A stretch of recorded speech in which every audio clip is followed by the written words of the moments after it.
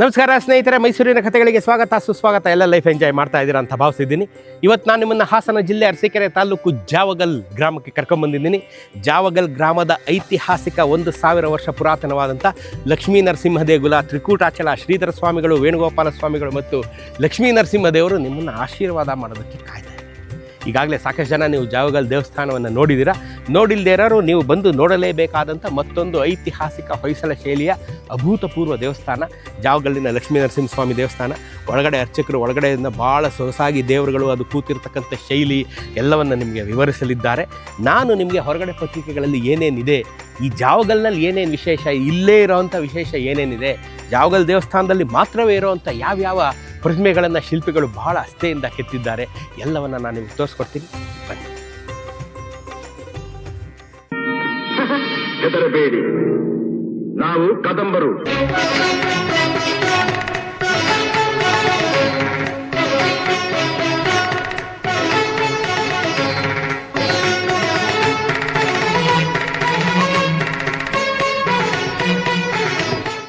ಸ್ನೇಹಿತರೆ, ಇವತ್ತು ನಾವು ಅರಸೀಕೆರೆ ತಾಲೂಕು ಹಾಸನ ಜಿಲ್ಲೆ ಜಾವಗಲ್ಲಿನ ಶ್ರೀ ಲಕ್ಷ್ಮೀ ನರಸಿಂಹ ದೇವಸ್ಥಾನ, ಶ್ರೀಧರ ಸ್ವಾಮಿ ದೇವಸ್ಥಾನ, ವೇಣುಗೋಪಾಲ ಸ್ವಾಮಿ ದೇವಸ್ಥಾನ, ಯಾವುದಂದ್ರೂ ಇದೇ ದೇವಸ್ಥಾನ. ಇಲ್ಲಿಗೆ ನಾನು ನಿಮ್ಮನ್ನು ಕರ್ಕೊಂಡ್ಬಂದಿದ್ದೀನಿ.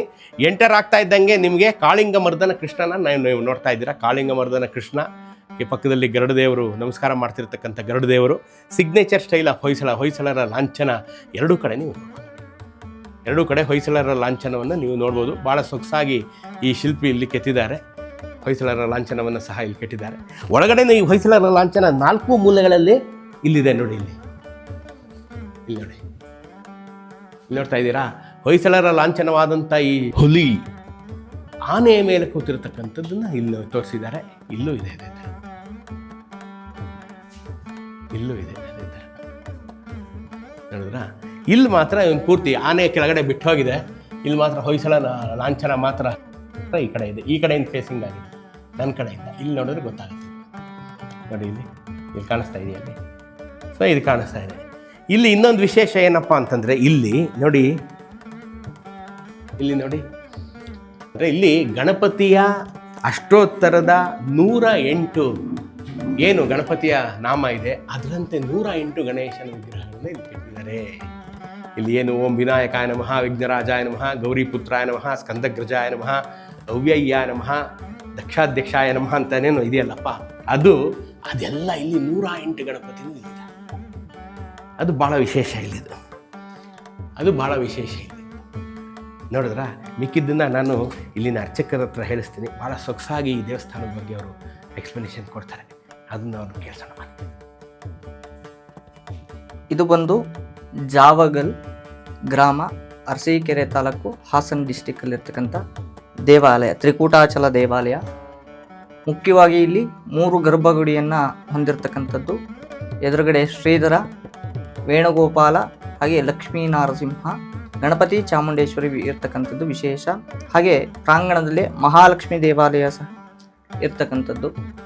ಈ ದೇವಾಲಯ ಬಂದು 850ರಿಂದ 1150 ವರ್ಷದವರೆಗೂ ಒಳಗಡೆ ಆಗಿದೆ ಅಂಥೇಳಿ ಹೇಳ್ತಕ್ಕಂಥದ್ದು. ವಿಷ್ಣುವರ್ಧನ ರಾಜ ಈ ದೇವಾಲಯನ ಕೆತ್ತನೆ ಮಾಡಿರ್ತಕ್ಕಂಥದ್ದು. ಚಿಕ್ಕ ಮಲ್ಲಿತಮ್ಮ, ದೊಡ್ಡ ಮಲ್ಲಿತಮ್ಮ ಅಂತಕ್ಕಂಥ ಶಿಲ್ಪಿಗಳು ಈ ದೇವಾಲಯನ ಕೆತ್ತನೆ ಮಾಡಿದ್ದಾರೆ. ದೇವಸ್ಥಾನದ ಸುತ್ತ ರಾಮಾಯಣ, ಮಹಾಭಾರತ, ಭಾಗವತ ವಿಶೇಷವಾಗಿ ಕೆತ್ತನೆ ಮಾಡಿರ್ತಕ್ಕಂಥದ್ದು. ವಿಷ್ಣುವಿನ 24 ಅವತಾರಗಳನ್ನು ಸಹ ದೇವಾಲಯದ ಪ್ರಾಂಗಣದಲ್ಲಿ ಸುತ್ತ ಕೆತ್ತನೆ ಮಾಡಿರೋದು ವಿಶೇಷ. ಇಲ್ಲಿ ಬಂದು ಕೃಷ್ಣ ಬಾಲ್ಯಾವಸ್ಥೆಯಲ್ಲಿರ್ತಕ್ಕಂಥ ಕೃಷ್ಣ, ಇಲ್ಲಿ ಕಿರೀಟ ಇಲ್ಲ, ಜಸ್ಟ್ ಹೇರ್ ಬ್ಯಾಂಡ್ ಮಾತ್ರ ಹಾಕೊಂಡಿರ್ತಕ್ಕಂಥದ್ದು. ಇಲ್ಲಿನೂ ಪಟ್ಟಾಭಿಷೇಕ ಆಗಿಲ್ಲ ಸ್ವಾಮಿಗೆ. ಸ್ವಾಮಿ ಒಂದು ಕಲ್ಪವೃಕ್ಷದ ಕೆಳಗಡೆ ಕೊಳಲು ಊತ ನಿಂತ್ಕೊಂಡಿದ್ದಾರೆ. ಆ ಕೊಳಲು ಊದೋದನ್ನು 4 ಜನ ಮಹರ್ಷಿಗಳು ಧ್ಯಾನ ಮಾಡ್ತಾ ಇದ್ದಾರೆ. ಸನಕ, ಸನಂದನ, ಸನತ್ ಕುಮಾರ ಅಂತ ಹೇಳಿ 4 ಜನ ಮಹರ್ಷಿಗಳು ಧ್ಯಾನ ಮಾಡ್ತಾ ಇದ್ದಾರೆ. 2ನೇ ರೋಲಲ್ಲಿ ಗೋಪಿಕಾ ಸ್ತ್ರೀಯರಿದ್ದಾರೆ. 3ನೇ ರೋಲಲ್ಲಿ ಗೋವುಗಳು, ಕರುಗಳು. 4ನೇ ರೋಲಲ್ಲಿ ರುಕ್ಮಿಣಿ ಸತ್ಯಭಾಮ ಸಮೇತರಾಗಿ ಸ್ವಾಮಿ ಇರ್ತಕ್ಕಂಥದ್ದು ವಿಶೇಷ. ಇನ್ನೊಂದು ವಿಶೇಷ ಅಂತಂದರೆ, ಮರದ ಮೇಲೆ ಹಣ್ಣು, ಹೂವು, ಪಾರಿವಾಳ, ಅಳಿಲು, ಮಂಗ, ಹಂಸ, ನವಿಲು ಇವುಗಳನ್ನು ನೋಡ್ಬೋದು. ಹಾಗೆ ಇನ್ನೊಂದು ವಿಶೇಷ ಅಂದರೆ, ಮರಗಳ ಮಧ್ಯೆ ಹೋಲ್ಸ್ ಇರುತ್ತಲ್ಲ, ಆ ಹೋಲ್ಸ್ನೂ ಸಹ ಇಲ್ಲಿ ತೋರಿಸಿರ್ತಕ್ಕಂಥದ್ದು ವಿಶೇಷವಾದ್ದು. ಇಲ್ಲೆಲ್ಲ ಚಿಕ್ಕ ಚಿಕ್ಕ ಹೋಲ್ಸ್ ಇದೆ. ಸ್ವಾಮಿ ತ್ರಿಭಂಗಿ ಆಕಾರದಲ್ಲಿದ್ದರು. ಮರದ ಮೇಲೆ ನಾವು ಅಭಿಷೇಕ ಮಾಡಿದಾಗ ಮರದ ಮೇಲೆ ಬಿದ್ದು, ಕಿರೀಟದ ಮೇಲೆ ಬಿದ್ದು, ಮೂಗ್ ಮೇಲೆ ಬಿದ್ದು, ಕೊಳದ ಮೇಲೆ ಬಿದ್ದು, ಕೈ ಮೇಲೆ ಬಿದ್ದು, ಮಂಡಿ ಮೇಲೆ ಬಿದ್ದು, ಬಲಗಾಲ್ ಹೆಬ್ಬೆ ಮೇಲೆ ಬೀಳುತ್ತೆ. ಅಷ್ಟು ಸ್ವಾಮಿ ಸ್ವಾಮಿನ ಅಷ್ಟು ಪರ್ಫೆಕ್ಟಾಗಿ ಸ್ವಾಮಿನ ಕೆತ್ತನೆ ಮಾಡಿರೋದು ವಿಶೇಷ. ಸುತ್ತ ದಶಾವತಾರಗಳನ್ನು ಕೆತ್ತನೆ ಮಾಡಿದ್ದಾರೆ. ಮತ್ಸ್ಯ, ಕೂರ್ಮ, ವರಾಹ, ನಾರಸಿಂಹ, ವಾಮನ, ಪರಶುರಾಮ, ಬೌದ್ಧ, ಕಲ್ಕಿ ಅಂತೇಳಿ 10 ಅವತಾರಗಳನ್ನು ಕೆತ್ತನೆ ಮಾಡಿರೋದು ವಿಶೇಷವಾದ್ದು. ಇದು ದೇವಸ್ಥಾನ ಬಂದು ಬಳಪಿನ ಕಲ್ಲಲ್ಲಿ ಸೋಪ್ ಸ್ಟೋನಲ್ಲಿ ಕೆತ್ತನೆ ಮಾಡಿದ್ದಾರೆ. ದೇವರ ವಿಗ್ರಹಗಳನ್ನು ಸಾಲಿಗ್ರಾಮ ಶಿಲೆಯಲ್ಲಿ ಕೆತ್ತನೆ ಮಾಡಿರೋದು ವಿಶೇಷವಾದ್ದು.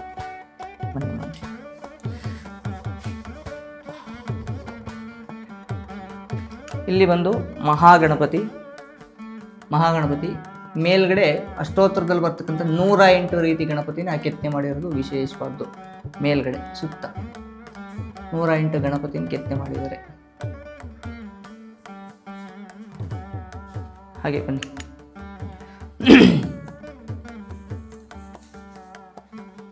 ಹಾಗೆ ಮುಂದೆ ಬಂದರೆ ಇಲ್ಲಿ ಶ್ರೀಧರ, ವಿಷ್ಣುವಿನ 24 ಅವತಾರಗಳಲ್ಲಿ ಒಂದು ಅವತಾರ ಶ್ರೀಧರ ಅಂತ ಹೇಳಿ. ಬಲಗಡೆ ಮೇಲ್ಗಡೆ ಕೈಲಿ ಚಕ್ರ ಹಿಡ್ಕೊಂಡಿದ್ದಾರೆ, ಎಡಗಡೆ ಮೇಲ್ಗಡೆ ಕೈಲಿ ಗದೆ, ಬಲಗಡೆ ಮುಂದ್ಗಡೆ ಕೈಲಿ ಪದ್ಮ ಕಮಲ, ಎಡಗಡೆ ಮುಂದ್ಗಡೆ ಕೈಲಿ ಶಂಖ ಹಿಡ್ಕೊಂಡಿದ್ದಾರೆ. ಶಂಖ ಚಕ್ರ ಗದಾ ಪದ್ಮಪಾಣಿಯಾಗಿ ಆ ಕಡೆ ಈ ಕಡೆ ಶ್ರೀದೇವಿ ಭೂದೇವಿ ಸಮೇತರಾಗಿ ಸ್ವಾಮಿ ಇರ್ತಕ್ಕಂಥದ್ದು. ಸ್ವಲ್ಪ ಬಗ್ಗಿ ನೋಡಿ, ಕಲ್ಲಿನ ಪ್ರಭಾವಳೆಯಲ್ಲೇ ದಶಾವತಾರಗಳನ್ನು ಕೆತ್ತನೆ ಮಾಡಿರೋದು ವಿಶೇಷವಾದ್ದು.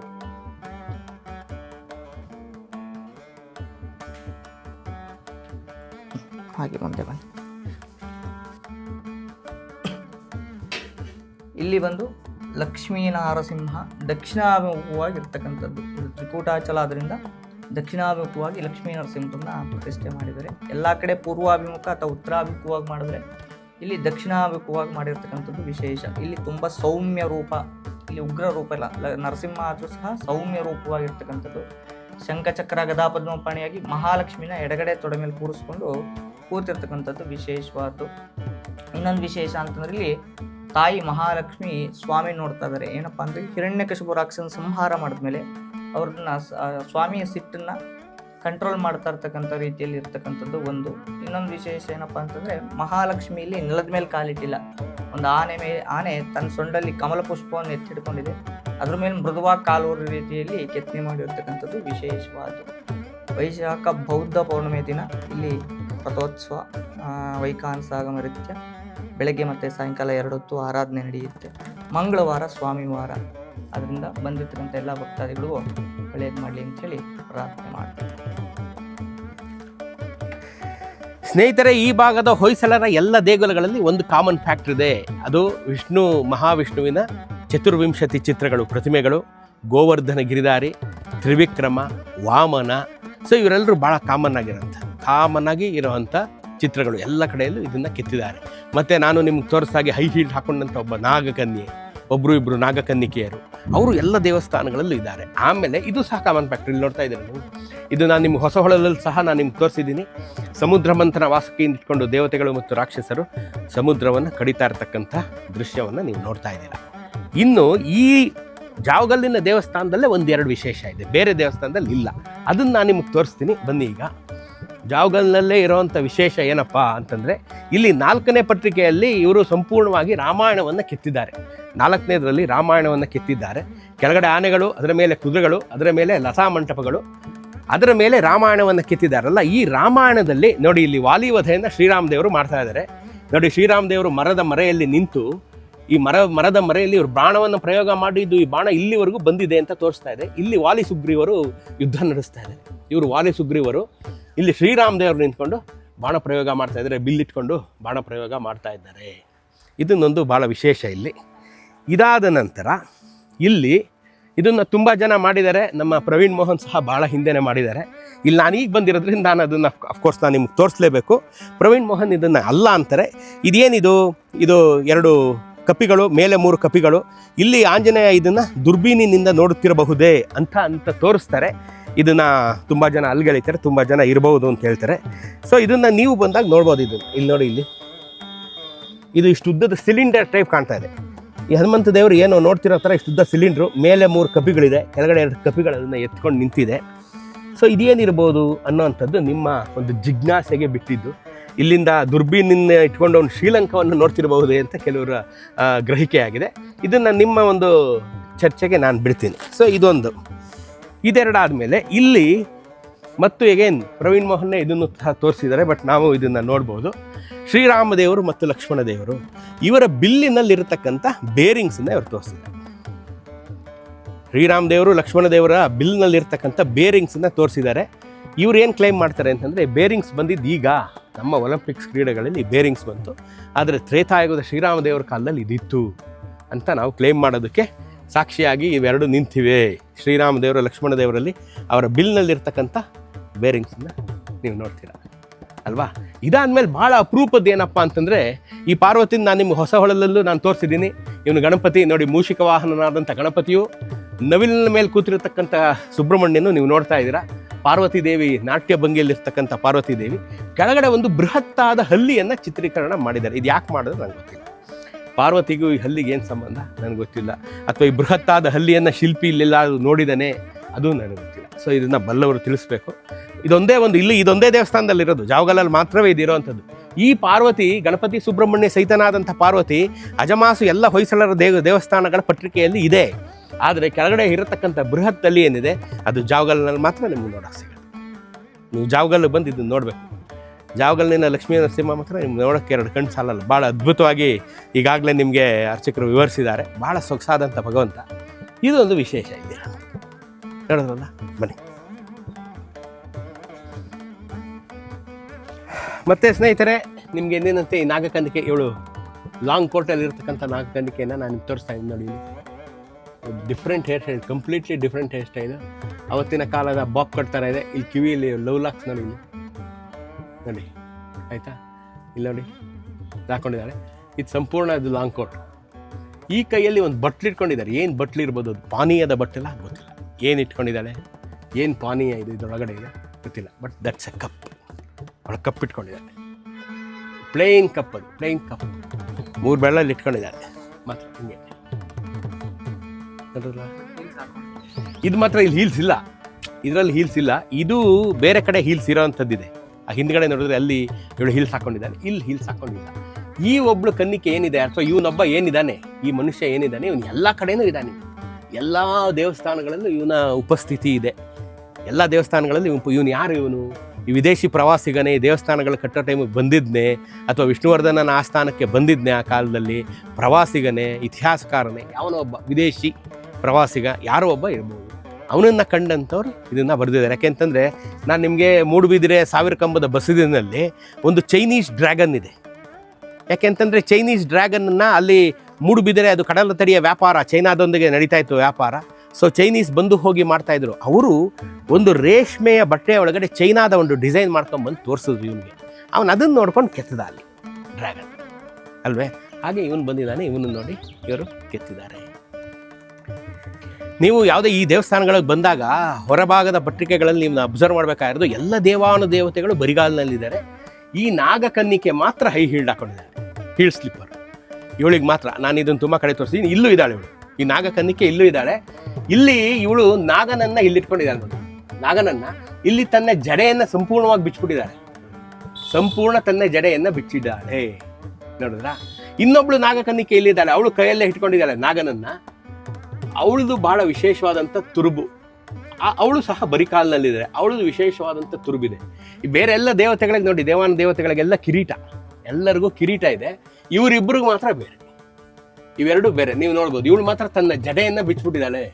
ಇವಳು ಅಷ್ಟೇ ನೋಡಿ, ಇವಳು ಇನ್ನೊಬ್ಳು ಮತ್ತೊಬ್ಳು ಹೆಣ್ಣು, ಇವಳು ಅಷ್ಟೇ ಅವಳ ಜೊತೆ ಸೇರಿದಂಥವಳು. ಇವಳು ತನ್ನ ಕೈಯಲ್ಲಿ 5 ಇದನ್ನು ನಾಗರನ್ನು ಇಟ್ಕೊಂಡಿದ್ದಾರೆ ನೋಡಿ. ಇಲ್ಲಿ ಒಂದು ನಾಗರ ಜೊಂಪೆಯನ್ನು ಇಟ್ಕೊಂಡಿದ್ದಾರೆ. ಇದು ಬಹಳ ಅಪರೂಪ.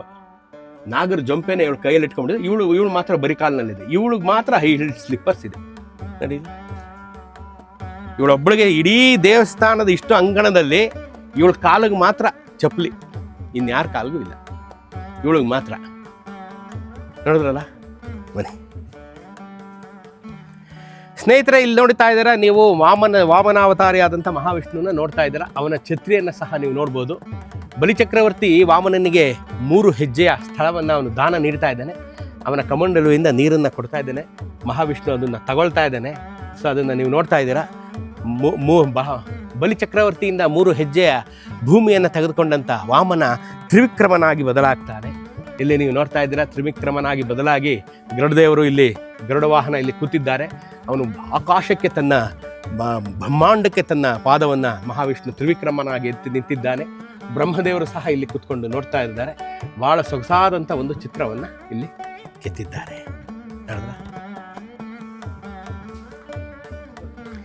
ಸ್ನೇಹಿತರೆ, ಜಾವಗಲ್ಲಿನ ಲಕ್ಷ್ಮೀ ನರಸಿಂಹ ದೇವಸ್ಥಾನಕ್ಕೆ ಬರೋಕ್ಕೆ ಮುಂಚೆ ನೀವು ಇಲ್ಲಿರೋ ಫೋನ್ ನಂಬರ್ಗಳಿಗೆ ಫೋನ್ ಮಾಡಿ ಅವ್ರು ಬಂದು ಬೀಗ ತೆಕ್ಕೊಟ್ಟು ನಿಮಗೆ ದೇವ್ರ ದರ್ಶನಕ್ಕೆ ಅನುಕೂಲ ಮಾಡಿಕೊಡ್ತಾರೆ, ಪೂಜೆ ಮಾಡಿಕೊಡ್ತಾರೆ.